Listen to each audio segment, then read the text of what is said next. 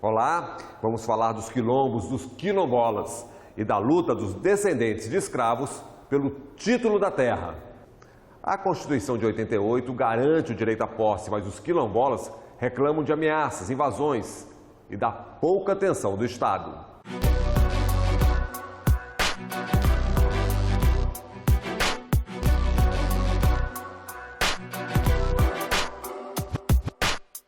As comunidades quilombolas estão sofrendo, estão morrendo aos poucos em todos os segmentos. O Estado brasileiro não tem interesse em regularizar e regulamentar os territórios. Nós somos milhares de quilombolas no Brasil e nós tivemos tudo para não existir.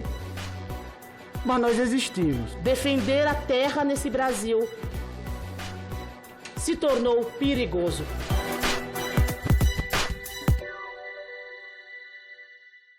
A Comissão de Direitos Humanos do Senado discutiu a situação das comunidades quilombolas no Brasil. Quem são? Quantos são? A palavra quilombo é originária do idioma africano e significa sociedade formada por jovens guerreiros que pertencem a grupos étnicos arrancados de suas comunidades. Em 2003, decreto do governo federal regulamentou o procedimento para identificação, reconhecimento, delimitação, demarcação e titulação das terras ocupadas por remanescentes das comunidades dos quilombos. No Brasil, o número de quilombolas é incerto. Para a Fundação Cultural Palmares, pouco mais de 3.500 grupos. Desses, apenas 154 têm a propriedade da terra. Para a CONAC, Coordenação Nacional de Articulação das Comunidades Negras Rurais Quilombolas, 1.700 grupos estão aguardando a conclusão dos estudos antropológicos ou a emissão de laudos técnicos para conquistar o título de forma definitiva. Mas apesar do expresso na Constituição, o título da terra não vem.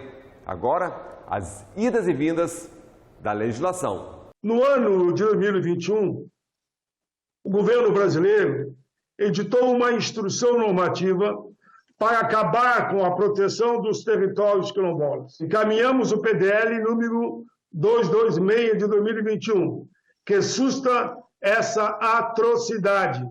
Porém, ainda a matéria não foi apreciada devidamente na casa. Em outubro de 2018, a Fundação Cultural Palmares ficou responsável pelos processos administrativos relacionados ao licenciamento ambiental em comunidades quilombolas. A instrução normativa previa visita técnica às comunidades quilombolas atingidas pela obra, esclarecimentos e detalhamentos pelas atividades em terras quilombolas. Consultoria especializada seria responsável pelos estudos e definição dos programas socioambientais. E a Fundação Cultural Palmares deveria garantir a participação efetiva dos quilombolas no processo de licenciamento das obras. Mas em maio do ano passado, a Fundação Cultural Palmares revogou as normas de 2018. Agora, o projeto no Senado quer sustar a portaria da Fundação Palmares. E diante das ameaças, a fuga e a mudança de identidade. Acompanhe. Os nossos territórios hoje estão com fazendeiro lá dentro, com grileiros, com pistoleiros, famílias e famílias sendo ameaçadas, famílias e famílias fora dos seus territórios, amparada por um programa de proteção de direitos humanos que não protege, que ao invés de garantir segurança, nos deixa mais inseguro ainda, que faz com que nós tenhamos que deixar nossas casas, nossas famílias, e ter que viver escondido, mudar de nome, mudar de vida. Então aí a gente se pergunta, de que direitos humanos é esse que tanto se fala? É nesse momento que nós estamos nos reunindo para reafirmar a nossa luta, a nossa causa. Um ano difícil, complexo e perigoso, porque fazer militância nesse Brasil se tornou perigoso. Defender a terra nesse Brasil se tornou perigoso. ser defensores de direitos humanos no Brasil hoje, principalmente para nós, se tornou perigoso. Necessidades básicas não atendidas, denúncias, pedidos de socorro. Acompanhe.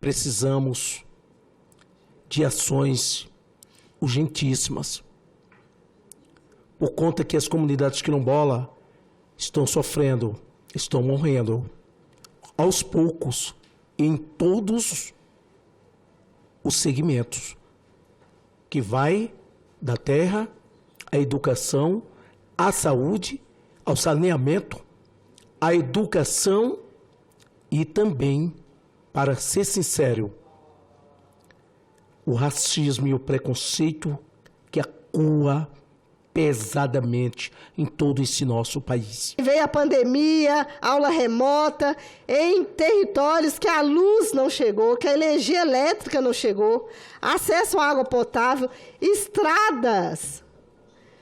Aí o caminhão-pipa também não chega porque não tem estrada. Nós estamos falando de bens fundamentais, é o mínimo da dignidade humana e é disso, é direitos humanos a partir daí.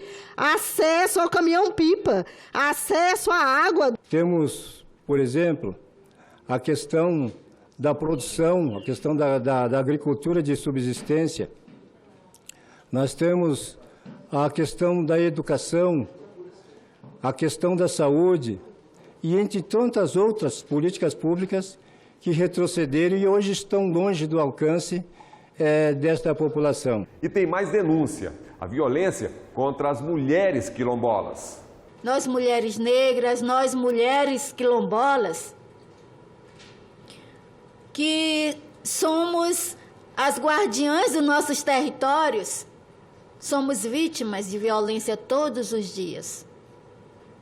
Violência física, violência psicológica, principalmente. Hoje a gente vive, né, além da violência física, né, do assassinato das lideranças mulheres, porque são as mulheres hoje que estão, na maioria das vezes, na frente da luta, na frente das suas associações, na frente da luta na sua comunidade, na produção.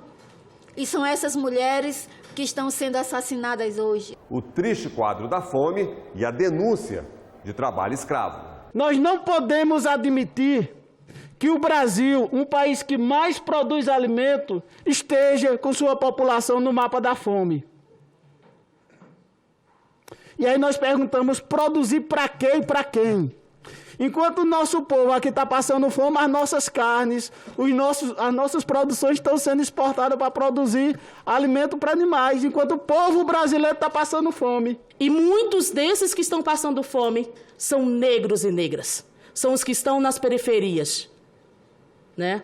Mas também muitos estão nos quilombos, porque não tem terra para produzir. E nós também temos identificado uma série de situações que não foram superadas com a Lei Áurea, que é o resgate de pessoas, trabalhos análogos a trabalho escravo, mas a gente usa essa palavra análogo para tentar diminuir, mas é trabalho escravo. Então, o café gourmet que é vendido ainda na Europa, ele está sendo colhido por mãos negras, escravizadas, e a maioria são mulheres quilombolas e homens quilombolas. E por falta de terra, muitos vão para as cidades. Mas o recado é para não abandonar os territórios.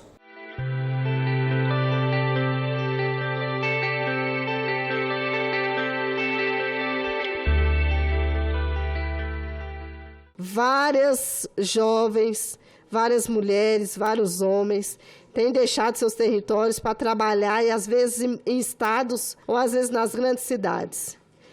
Justamente por falta de acesso. As pessoas não estão abandonando seus territórios, elas estão buscando subsistência. Felizmente, nós viemos para lutar. Nós sabemos a nossa missão, o nosso compromisso em terras brasileiras. Nós sabemos a nossa missão, o nosso compromisso nas organizações de um povo quilombola no Brasil. Então, nós somos convocados pela nossa ancestralidade, somos convocados a somar e continuar um projeto que é de um povo que luta sempre. um outro tipo de preconceito, o racismo ambiental. O descaso ambiental, muitas vezes direcionado aos povos originários, foi denominado há mais de 40 anos pelo líder afro-americano dos direitos civis, Dr. Benjamin Franklin Chaves Jr., no ano de 1981. Dizia ele, como racismo ambiental, que é a discriminação racial na elaboração de políticas ambientais, aplicação de regulamentos, leis e o distanciamento deliberado nas comunidades negras com a instalação, inclusive, de resíduos tóxicos, presença de venenos e poluentes, com risco de vida às comunidades e exclusão de pessoas negras das lideranças dos movimentos ecológicos. Nós estamos vivendo o ápice do racismo ambiental. Nós estamos vivendo o ponto mais alto do racismo ambiental. O conflito com grandes projetos, com agronegócio, com a mineração em todas as partes do nosso país, em todos os nossos territórios coletivos. Esse povo quer o nosso território para destruir, território que os nossos ancestrais deixaram para nós e que nós, quando titulamos, tiramos do mercado porque pensamos nesses territórios para os nossos filhos, para os nossos netos, para aqueles que virão. Pensamos deixar a floresta em pé. Outra crítica, o desinteresse na regularização das terras. O Estado brasileiro não tem interesse em regularizar e regulamentar os territórios tradicionais. Porque o Estado brasileiro tem um serviço de inteligência que sonda cada canto desse país e que pensa em alongar fronteiras agrícolas como Matopiba, como outros territórios, avança sobre biomas sensíveis. Eu que venho da Amazônia, lá do estado do Pará, a Amazônia sofre, a Amazônia está sendo destruída, assim como todos os outros biomas. Então precisamos garantir com que todos os territórios coletivos sejam titulados e protegidos. Nesse curto espaço de 3 para 4 anos, todos os avanços, as conquistas sociais da população negra e da população quilombola especificamente, retrocederam e desapareceram. Haja vista que a gente não tem nenhuma menção de nenhuma política ou de nenhuma preocupação com a questão quilombola, com a demanda dessa população, que busca no seu dia a dia o reconhecimento dos seus territórios. Órgãos estatais que deveriam ajudar estão sucateados. Perdas. Mais uma denúncia grave que tira o sono e que parece que a gente está secando gelo, né? Que é questionar o papel do INCRA em não avançar com as titulações. Nós tivemos pessoalmente conversando com a sede do INCRA em Minas Gerais, e o que a gente ouviu dos técnicos é que não tinha gasolina para sair de dentro da sede. Quero propor ao senhor e propor à Comissão dos Direitos Humanos que dê uma olhada, faça uma fiscalização ou procurem saber como está o INCRA, estrutura do INCRA, como está a estrutura da Fundação Palmares, como está a estrutura do IFAM. São organizações para trabalhar para o nosso povo, infelizmente não funciona por falta de estrutura. O que nos resta dizer é que o que tinha, enquanto política de titulação, de demarcação para as comunidades quilombolas, elas foram esvaziadas. Haja vista o orçamento que se tem, mal a pena dá para o INCRA visitar uma ou outra comunidade, mas não tem nenhuma participação de advogação do INCRA no que tange tocar os procedimentos administrativos na questão da demarcação do território. Regularização fundiária, educação de qualidade, mais direitos. Nós queremos que esse direito de fato aconteça lá na ponta. que chegue a regularização fundiária, que chegue a educação digna de qualidade, que é a educação que nós pautamos, a nossa educação, a educação escolar quilombola, que respeita a nossa dignidade e respeita a nossa identidade enquanto população quilombola nesse país. A gente não entende por que é que as pessoas, ou parte das pessoas, que se elegem para defender a Constituição, inclusive o decreto 4887 e o artigo 6º da OIT, eles são eleitos para defender a Constituição Federal e as leis que nos protegem. Essas leis não são fiscalizadas, essas leis não são respeitadas, sobretudo nos estados e nos municípios. Os problemas maiores, além do federal, estão nos municípios, que é onde nós temos o nosso contato direto. A importância dos quilombolas para o país, para as futuras gerações. O planeta.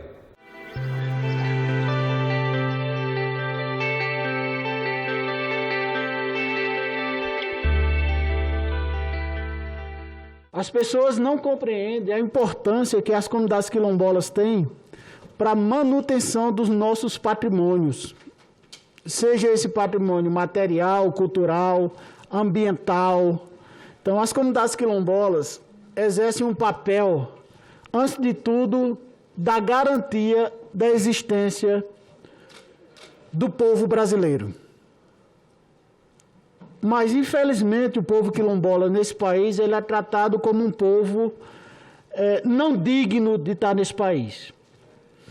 E aí, quando eu falo de não ser digno, infelizmente a gente apresenta os números, os dados. Todos os investimentos são para fragilizar as nossas comunidades quilombolas. As comunidades quilombolas e todos os povos originários precisam estar na agenda da paz, da solidariedade, da harmonia, da fraternidade, do atendimento com tratores, com máquinas agrícolas, tem que estar no orçamento da União, que eles estão lá produzindo e protegendo o meio ambiente. Estou me referindo aqui à importância da agricultura familiar, que engloba a todos. Agricultores, brancos, negros, quilombolas, indígenas.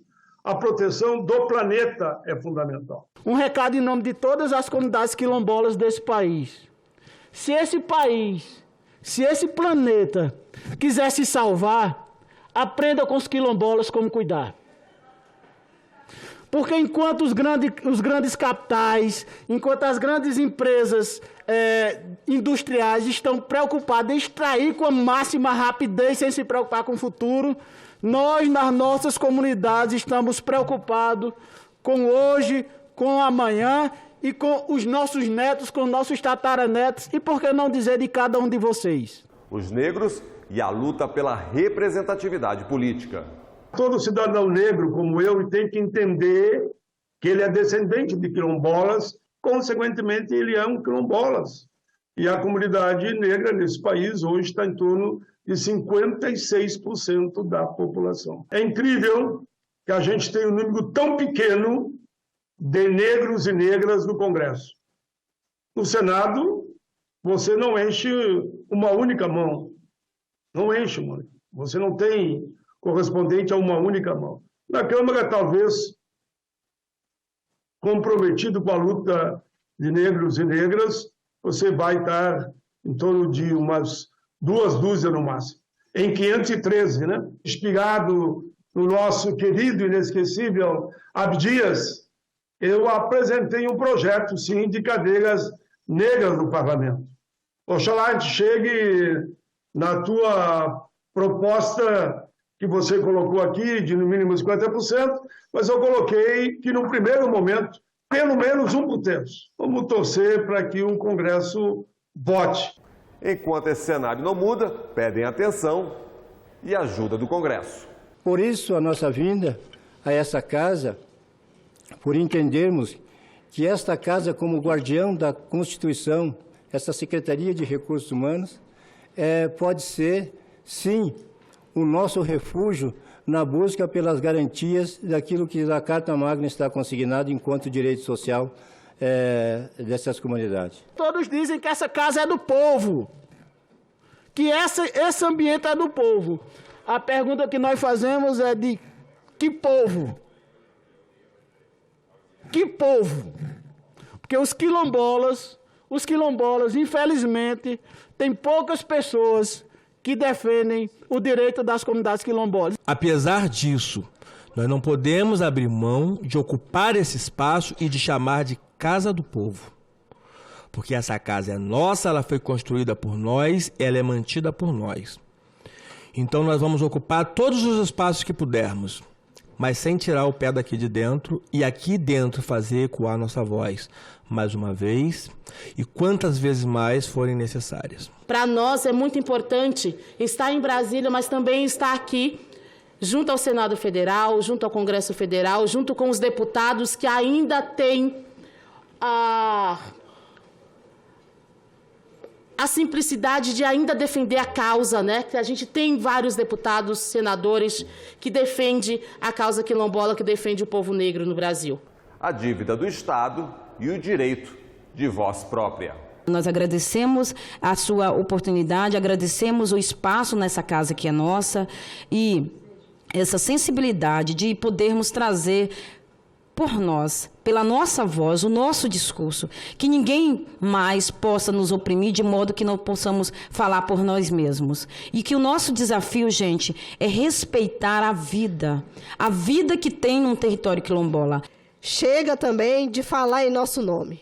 Nós precisamos ter voz e vez nesses espaços. Então, nós também vamos trabalhar para que mais de 50% do povo negro, organizado nos terreiros, organizados no reinado, perseguido pela Igreja Católica de forma abusiva, perseguir nas festas tradicionais, que esse povo esteja aqui com suas vestes, com a sua tradição e com a sua oralidade, de fato, fazendo leis para atender os nossos. Milhares de quilombolas, vindo de todo canto do Brasil, ocupam o Planalto Central e vêm dizer que o Brasil é quilombola, vêm dizer que nós precisamos ser respeitados e vêm dizer que esse Estado tem uma dívida com o nosso povo. Esse Estado tem uma dívida com o povo negro brasileiro. Esse Estado tem uma dívida especial com o povo quilombola brasileiro. Eles são muitos, milhares, e avisam, não vão parar de lutar. Eu sigo lutando, nem um minuto de silêncio, porque eu não ando só. Meus passos vêm de longe. E nós vamos seguir, não só denunciando. Chega de ONG, amiguinha, chega de branco, muito cheio de boas intenções, mas pegando recurso para ir lá fazer oficina de chita. Aquilombar é preciso, aquilombar estamos e aquilombar iremos fazer sempre. Porque só aquilombando é com essa resistência que nós vamos conseguir, de fato, reverter, né, o que está posto para nós. É com essa força, é com essa união, é com essa garra, é que a gente vai conseguir vencer. Nós não vamos parar de lutar pelos territórios dos meus ancestrais. Derrube o veto, derrube o teto, derrube as cercas dos nossos quintais. Nós não vamos parar de lutar pela liberdade dos nossos iguais. Enegrece a mente, aquilomba o chão, o mundo mais justo estar em nossas mãos. É com essa música que nós estamos aqui em Brasília, é por essas frases que nós estamos aqui em Brasília, é por todos que não vieram, por aqueles que morreram pela Covid, pelas nossas crianças que ficaram sem ir na escola, que nós estamos aqui. Nós mostramos para o mundo e para o Brasil que a única maneira de salvar esse planeta é aquilombando. E como, apesar de todos os ataques, toda a resistência sofrida, nós estamos aqui, não estamos poucos. Nossas contas hoje, nós somos milhares de quilombolas no Brasil. E nós tivemos tudo para não existir. Mas nós existimos. A gente não vai tirar o pé dessa casa. A gente não vai silenciar a nossa voz. Onde quer que estejamos e aqui dentro também. É isso. Reconhecimento dos territórios, valorização da cultura negra, preservação do meio ambiente. O Em Discussão fica por aqui. Até o nosso próximo programa.